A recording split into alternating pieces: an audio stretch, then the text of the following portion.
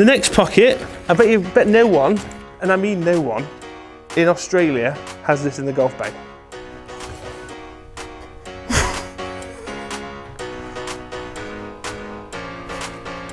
Audio test.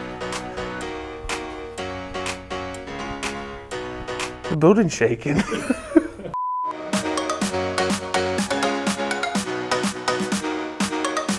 Welcome everyone to my 2021 What's in the Bag.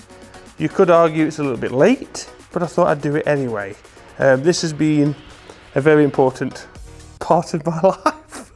Well, they have, I suppose. And we're going to go through the bottom of the bag all the way to the top of what I've had in the bag this year. We've had a few late changes for good reason. I'll get to that. But, well, yeah, let's do it.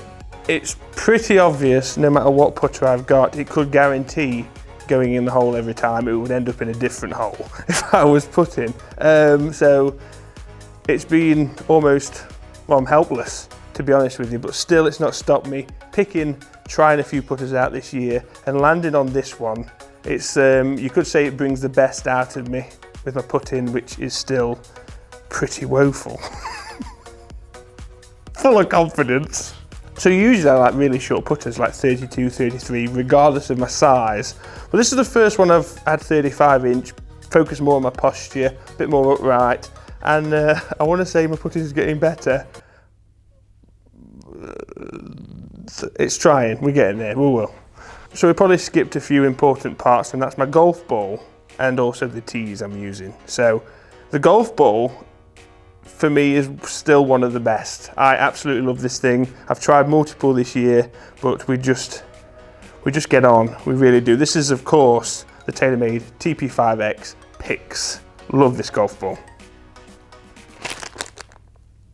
Of course, it's the Torty. Many of you already know that, and if you don't know why, I did the review on them. Go and check it out. Okay.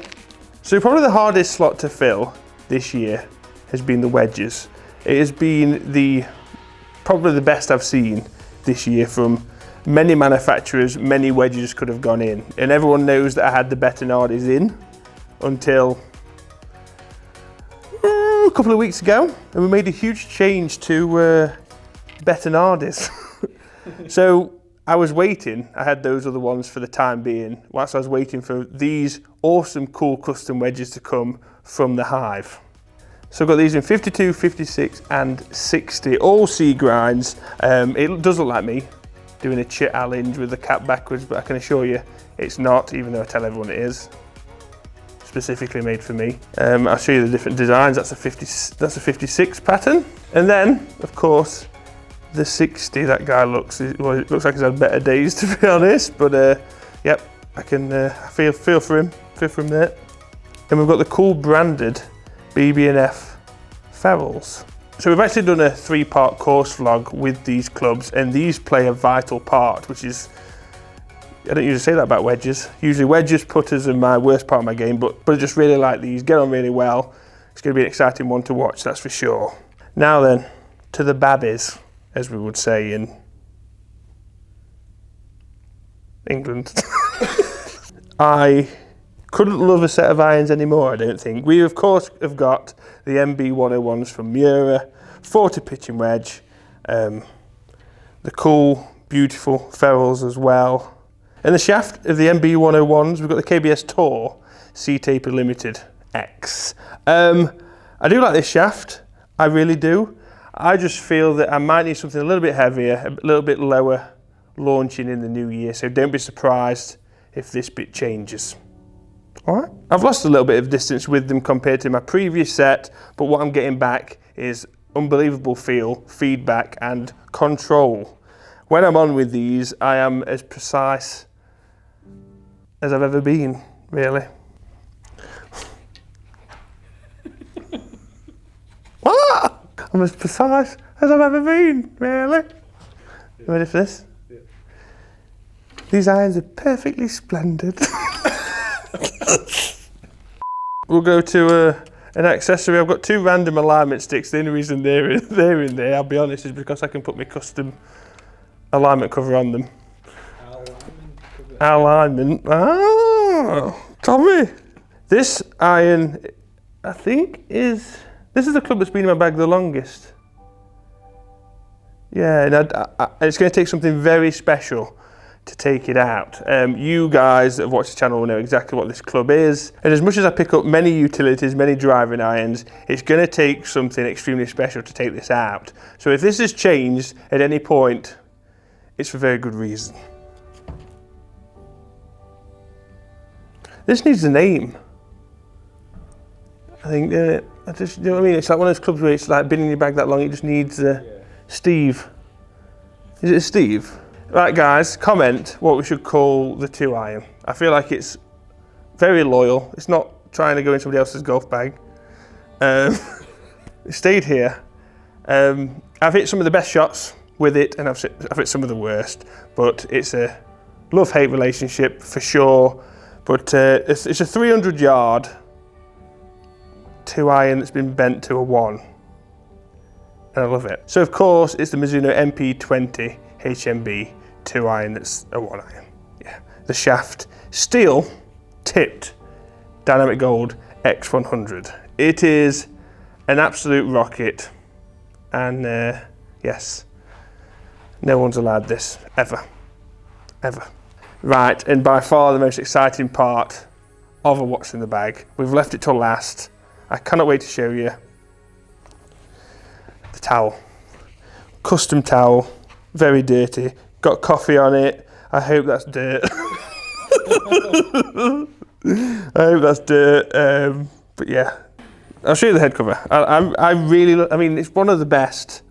I think quality. How good is the quality of it? Oh, yeah. This is not an ad. No ad. Doesn't make any difference whether you buy one or not, so I don't care. But the quality of it is unbelievable. Love the logo, love that. T-mail on the back. It's lovely, like a soft leather. It's like I'm spending more time on this than my clubs. Right. Never have I ever hit a driver so far and well as I have the TaylorMade SIM 2. Absolutely adore this golf club. To be fair, this year there wasn't really a threat of any other driver going in for me. Many awesome drivers, as we know, we've all picked different ones, we've all got our own specs. This one, I would have taken this purely on visuals and sound. It could have gone 10 meters, I wouldn't have really cared. I would, that's a lie. But for me, I would go as far as saying it's one of the most beautiful drivers I've ever seen. And performance-wise, I don't feel like, where sometimes you can blame the equipment, even though I still do. If I hit a bad shot, I know full well it's the driver, not me. Again, we've got 8-degree head, and when I'm feeling really confident before a round, I'll change it to the 6 and knock it down 2 degrees.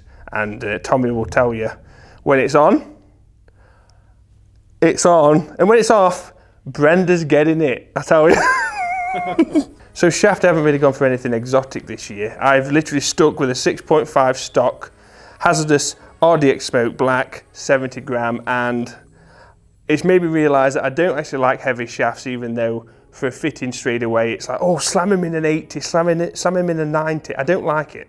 Don't do it to me, okay? Very aggressive, isn't it? Obviously, this is something I would have changed if I thought there was any problems, but I get the low spin that I need. I feel very much in control of it. I can feel it in the swing. I feel the head weight because it's lighter.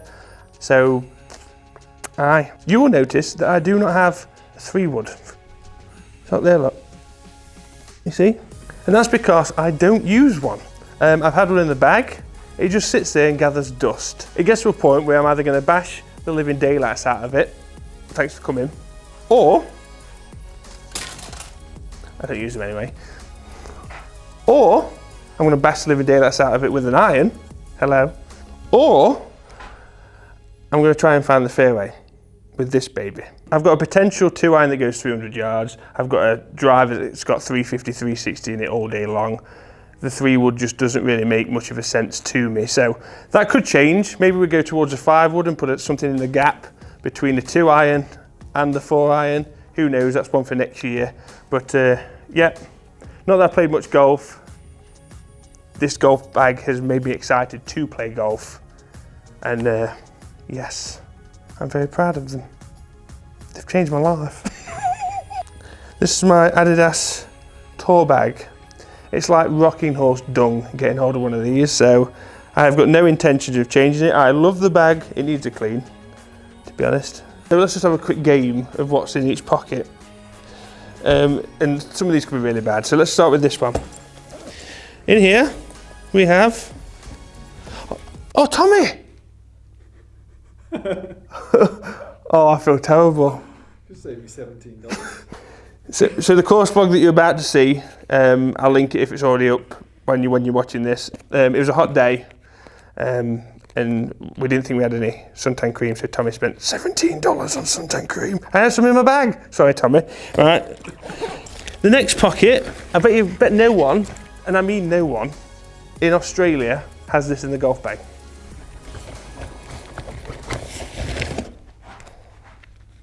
Did I do this before? I feel like I've done this before. Why have I still got cones in here? That's from the MGI. Yeah, it's from the MGI review, the cone challenge. yeah, obstacle course. Let's smell. Oh, what's this?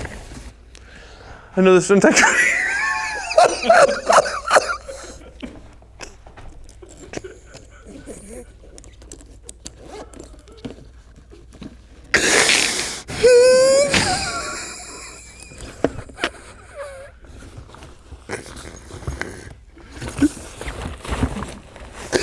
I'm just hoping there's no more.